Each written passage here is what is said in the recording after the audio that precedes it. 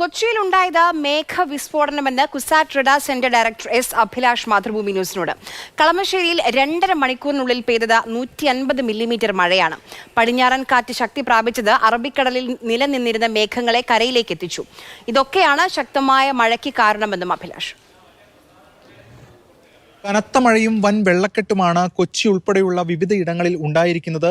ഇത്രയധികം മഴ പെയ്യാനുള്ള കാരണം എന്ത് എന്ന് നമുക്ക് കുസാറ്റിലെ റഡാർ സെന്ററിന്റെ ഡയറക്ടർ അഭിലാഷ് ഉണ്ട് ചോദിക്കാം. എന്തുകൊണ്ടാണ് ഇത്രയധികം മഴ ഈ ഘട്ടത്തിൽ വന്നിരിക്കുന്നത്?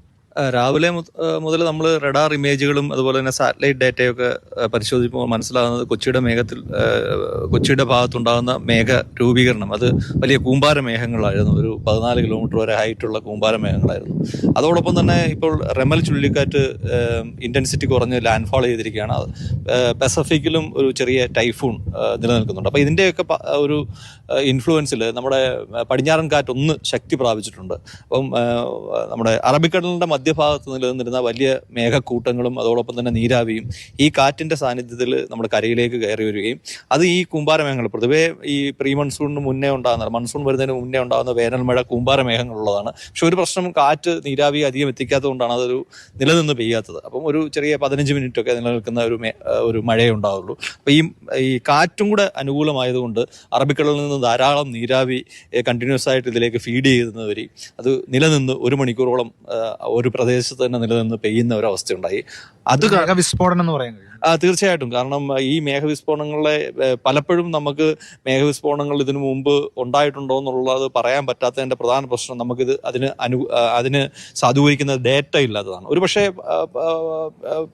പണ്ട് കാലത്തും ഇതുണ്ടായിട്ടുണ്ടാകാം, പക്ഷെ നമുക്കതിന് ഡേറ്റ ഇല്ല. അതോടൊപ്പം തന്നെ ഈ റെയിൻ ഗേജ് വെച്ചിരിക്കുന്ന സ്ഥലത്ത് തന്നെ ഈ വലിയ മഴ കിട്ടണമെന്നില്ല. ഇപ്പം എറണാകുളം ജില്ലയിൽ തന്നെ ഒരു 5 or 6 റെയിൻ ഗേജ് സ്റ്റേഷന് ബാക്കി ചിലപ്പോൾ മേഘവിസ്ഫോടനം ഇതില്ലാത്ത ഒരു സ്ഥലത്തായിരിക്കും. അപ്പം ഭാഗ്യവശാൽ ഞങ്ങൾ ഇതിനു വേണ്ടി പഠിക്കാൻ വേണ്ടി ഒരു എറണാകുളം ജില്ലയുടെ 4-5 സ്ഥലത്ത് ഈ ഓട്ടോമാറ്റിക് വെതർ സ്റ്റേഷൻസ് സ്ഥാപിച്ചിട്ടുണ്ട്. പക്ഷേ ഇന്ന് രാവിലെ നമ്മുടെ ഈ കുസാറ്റിൽ തന്നെയുള്ള റെയിൻ ഗേജ് സ്റ്റേഷനിൽ കിട്ടിയത് 9-10 തൊട്ട് 10-10 വരെ 103 സെന്റിമീറ്റർ മഴയാണ്.